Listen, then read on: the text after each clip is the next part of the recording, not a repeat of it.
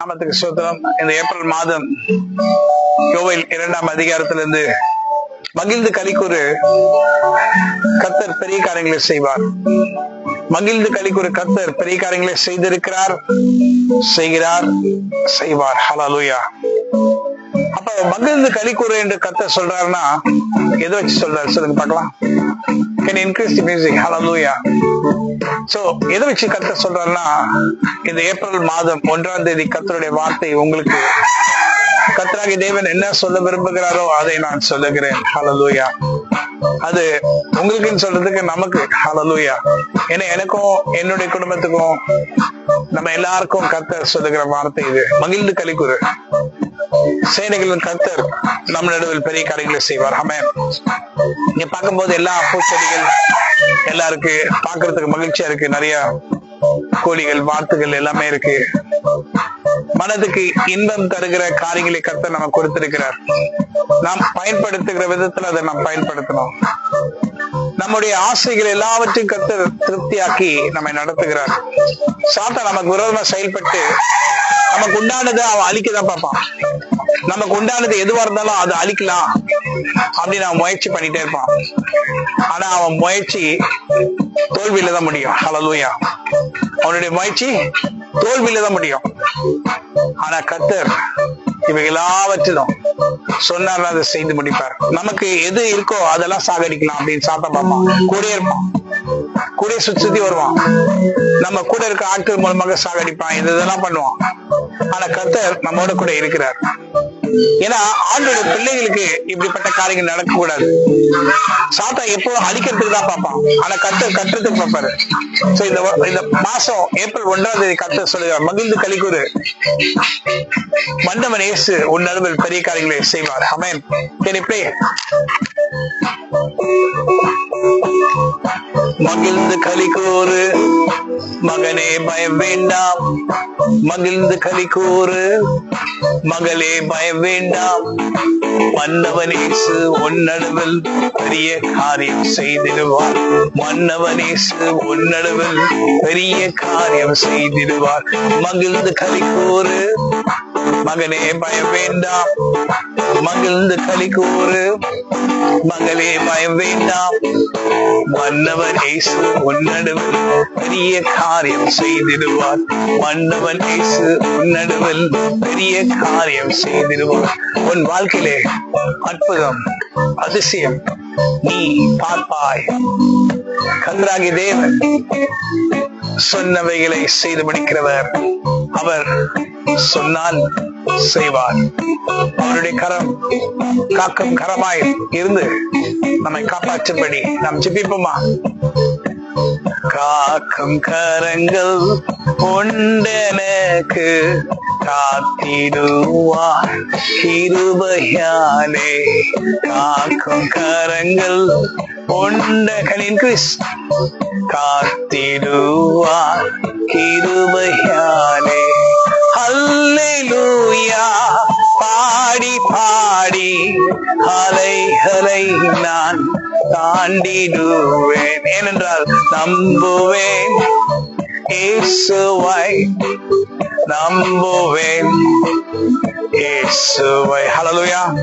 நம்புவேன் இயேசுவை, நம்புவேன் இயேசுவை. எத்தனை ஆண்டுகள், இந்த ஆண்டுகள் எல்லாம் நிந்தனைகள், போராட்டம் வந்திருக்கலாம். இதெல்லாம் தாண்டுபடி கர்த்தர் கிருபை செய்வார். நிந்தனைகள் போராட்டம் வரினும் நீதியின் தேவன் தாங்கிடுவார்.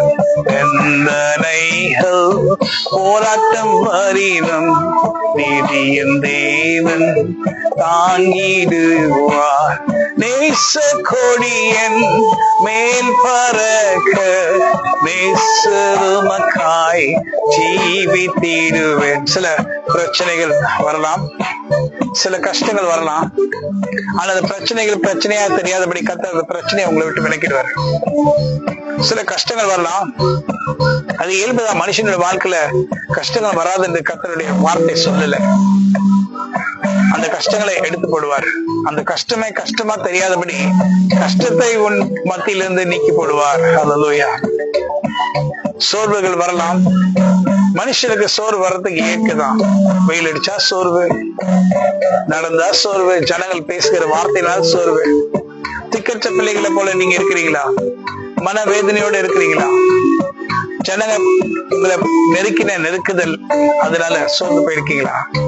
பயப்படாதே, கர்த்தரின் பிள்ளையே, கர்த்தர் உனக்காக எல்லாம் செய்திடுவார். பயப்படாதே, கர்த்தரின் பிள்ளையே, கர்த்தர் உனக்காக எல்லாமே செய்திடுவார்.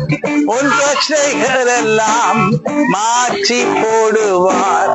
ஆசீர்வாதமாக உன்னை நடத்துவார். நம்புவேன் இயேசுவை, நம்புவேன் இயேசுவை. ஹல்லேலூயா. God bless you. கர்த்தர் இந்த ஏப்ரல் மாதம் 2025 கொஞ்சம் நிறைய காரியங்களை சொல்லுகிறார். உன்னை காப்பாற்று, உன்னை பாதுகாத்து, நீ போகிற பாதையிலே இத்தனை காலங்களிலே அநேக காரியங்கள் உன்னுடைய வாழ்க்கையில சந்தோஷம் இல்லாம தடைப்பட்டு போனது. உன் சந்தோஷத்தை கெடுத்த அநேக காரியங்களை குறித்து இந்த நாள்ல நீ யோசித்து பார்த்திருக்கலாம். அந்த சந்தோஷத்தை கர்த்தர் உனக்கு கொடுக்கும்படி நீ என்னென்ன காரியங்கள் எதிர்பார்த்தியோ அதெல்லாம் பெற்றுக்கொள்வாய்ங்கிற நம்பிக்கையோட, விசுவாசத்தோட நம்பிக்கை. இந்த மாசமே விசுவாச மாசமா இருக்க வேண்டும். விசுவாசத்தினால் நீதிமான் பிழைப்பான், தன் விசுவாசத்தினால். விசுவாசம் எப்படி வரும்?